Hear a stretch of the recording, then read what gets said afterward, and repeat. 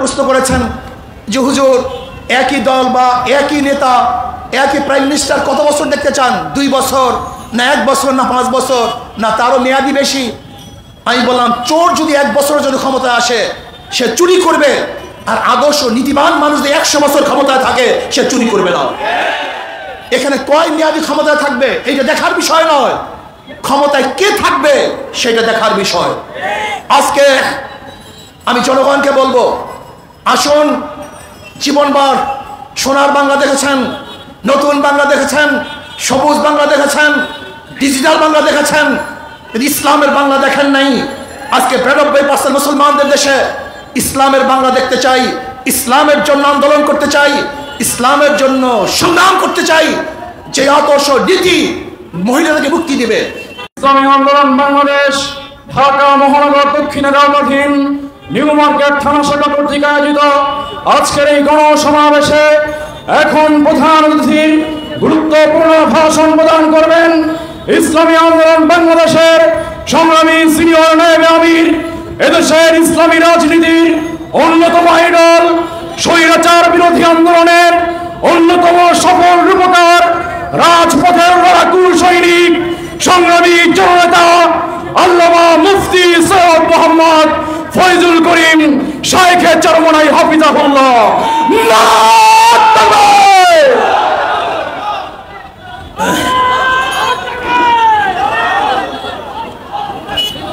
আসসালামু আলাইকুম ওয়া রাহমাতুল্লাহি ওয়া বারাকাতুহু। নাহমাদু ওয়া নুসাল্লি আলা রাসূলিহিল কারীম, আম্মা বা'দ। ফাআউযু বিল্লাহি মিনাশ শাইতানির রাজীম। বিসমিল্লাহির রাহমানির রাহিম।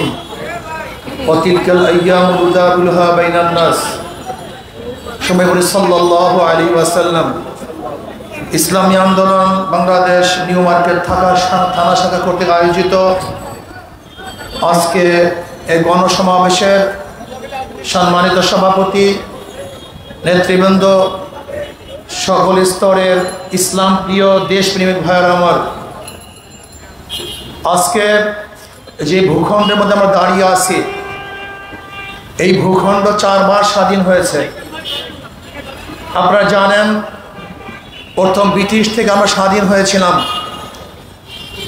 দীর্ঘ 200 বছর ব্রিটিশ আমাদের উপর শোষণ করেছে, নির্যাতন করেছে, অত্যাচার করেছে। সেই ব্রিটিশদের বিরুদ্ধে প্রথম আন্দোলনের সূচনা করেছিল মুসলমান। 1803 ঈসাই সালে যখন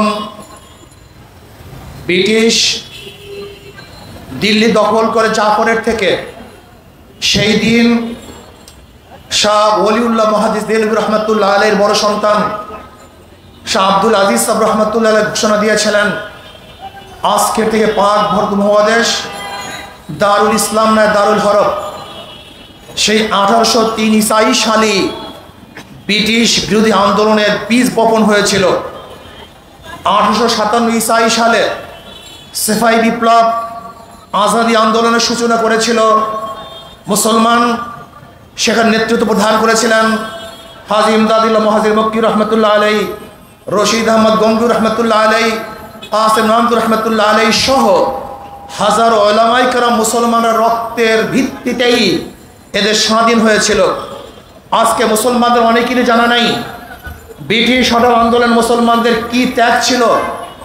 শুধু এতটুকুই বলতে চাই, ব্রিটিশ হটাও আন্দোলনে শুধু আলেম শাহাদত বরণ করছে 80,000 আলেমকে শাহাদত বরণ করতে হয়েছিল।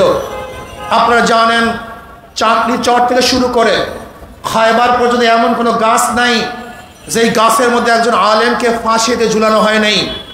এই বাংলার মধ্যে 80,000 মাদ্রাসাকে ধ্বংস করা হয়েছিল, দিল্লির মধ্যে 1,000 মাদ্রাসাকে ধ্বংস করা হয়েছিল। হাজারো মানুষের রক্তের উপরে ব্রিটিশ এদেশ থেকে পালাতে বাধ্য হয়েছিল। ভেবেছিলাম এবার বৈষম্য দূর হবে, মানুষ মুক্তি পাবে, মানুষ স্বাধীন হবে। কিন্তু আমরা কি দেখলাম?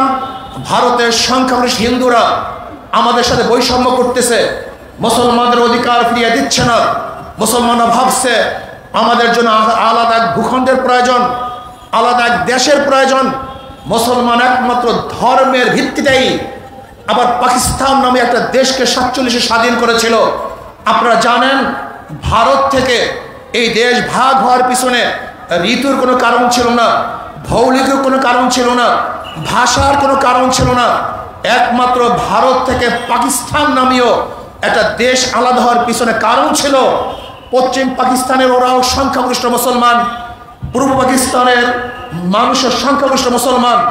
এই দেশ ভারত থেকে ভাগ হয়েছিল একমাত্র ইসলামের কারণে, ধর্মের কারণে।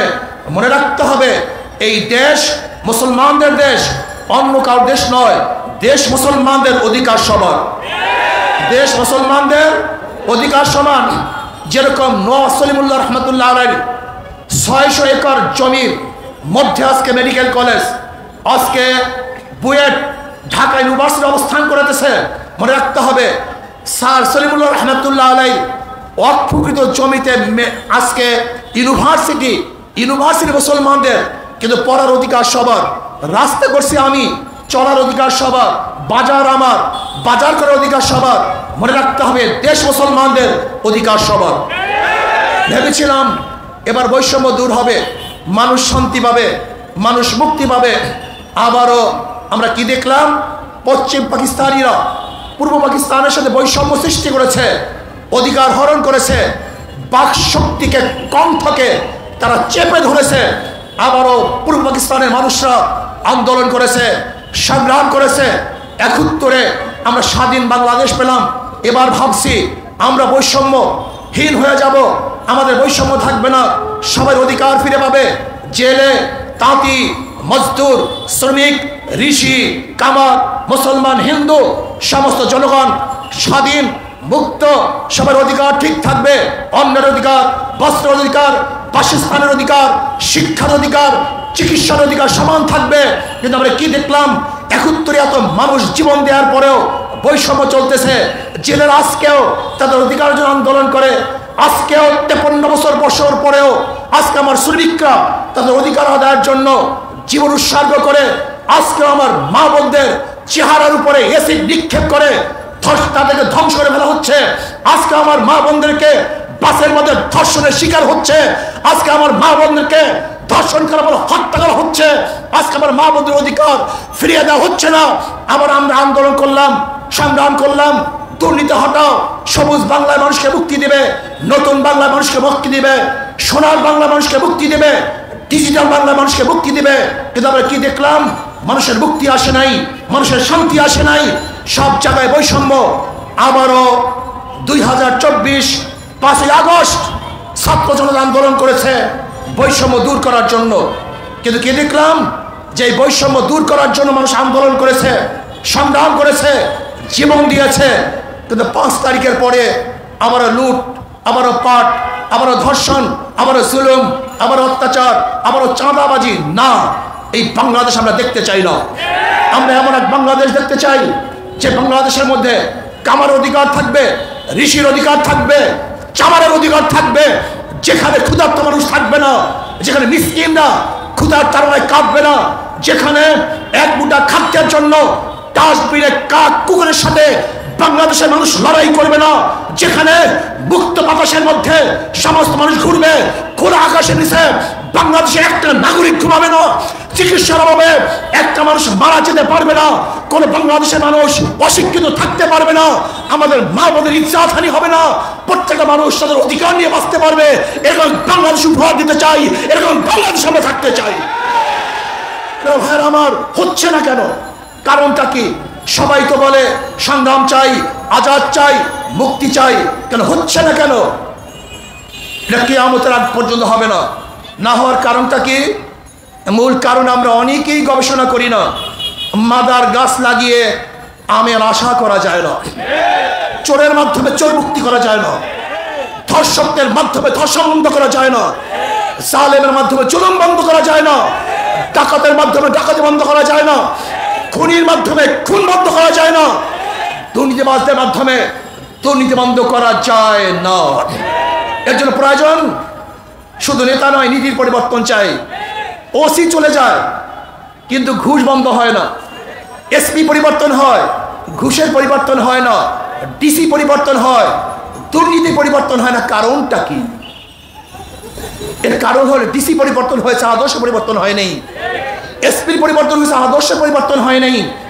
যতক্ষণ পর্যন্ত যে আল্লাহকে ভয় করে, আল্লাহর সামনে হিসাব দিতে হবে, এই তাকওয়া ভিত্তিক নেতা যতদিন পর্যন্ত বাংলাদেশে নেতৃত্ব না দিবে ততদিন পর্যন্ত রক্ত দিবেন, সংগ্রাম করবেন, আন্দোলন করবেন, মুক্তি পাবেন না, আজাদি পাবেন না।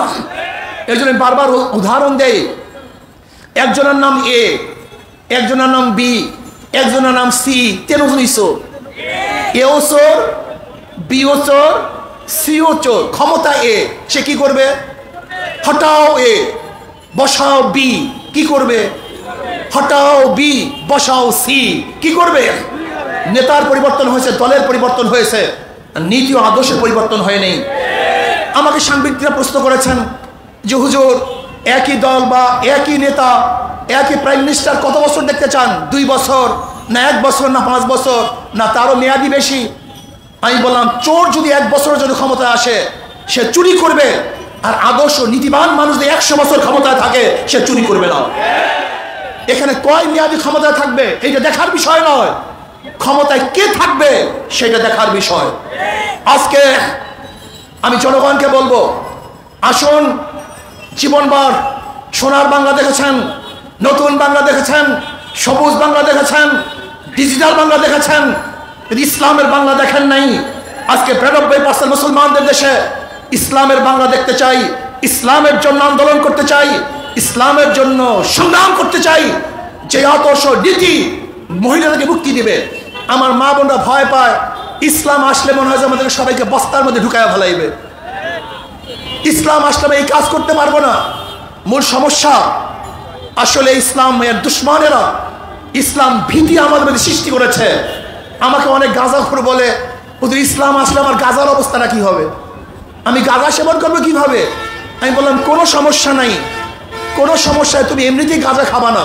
তাহলে কি বলেন আপনি? বলে দেখো, মসজিদে গিয়ে কি তুমি গাঁজা সেবন করতে পারবা? না হুজুর, মসজিদে গিয়ে তো গাঁজা সেবন করতে পারবো না। আমি বলি কেন? সেখানে তো গাঁজার পরিবেশ নেই। আমি বললাম, ঠিক ইসলাম ক্ষমতা আসলে গোটা বাংলাদেশকে এমন এক পরিবেশ সৃষ্টি করা হবে যেখানে গাঁজাখোর গাঁজা খাবে না, মদ পান করবে না, ধর্ষণ বন্ধ করে দিবে, ডাকাত বন্ধ করে দিবে, দুর্নীতিবাজ দুর্নীতির সাহস পাবে না। এবার বাংলাদেশ যদি করতে পারি তাহলে মানুষ মুক্তি পাবে, শান্তি পাবে, প্রত্যেকটা মানুষের অধিকার ফিরে পাবে। এই জন্য আসুন, সোশ্যালিজমের মধ্যে মানুষের মুক্তি নাই, ক্যাপিটালিজমের মধ্যে মানুষের মুক্তি নাই, সেকুলারের মধ্যে মানুষের মুক্তি নাই, সোশ্যালিজমের মধ্যে মানুষের মুক্তি নাই, ডেমোক্রেসির মধ্যে মানুষের মুক্তি নাই। একমাত্র মানুষের মুক্তি ইসলাম। ইসলামই একমাত্র মানুষকে মুক্তি দিতে পারে। Socrates, Plato, Aristotle, Montesquieu, Rousseau আর কার্ল মার্কস, মৌসুদের আদর্শ মানুষকে মুক্তি দিতে পারে না। একমাত্র জনাব মুহাম্মদ রাসূলুল্লাহ সাল্লাল্লাহু আলাইহি ওয়াসাল্লাম আদর্শ বাস্তবায়নের আগে মানুষ শান্তি পাবে না, মুক্তি পাবে না। কাজে আসুন, আগামী দেশ ইসলামের পক্ষের দেশ, আগামী শাসন হবে ইসলামী শাসন, যে শাসনের মধ্যে শুধু মানুষ নয় গোটা মাখলুকাত শান্তি পাবে। আল্লাহ আমাকে এবং আমাদের সবাইকে ইসলাম অনুযায়ী দেশ গড়ার, নিজেকে গড়ার তৌফিক দান করেন। আল্লাহ।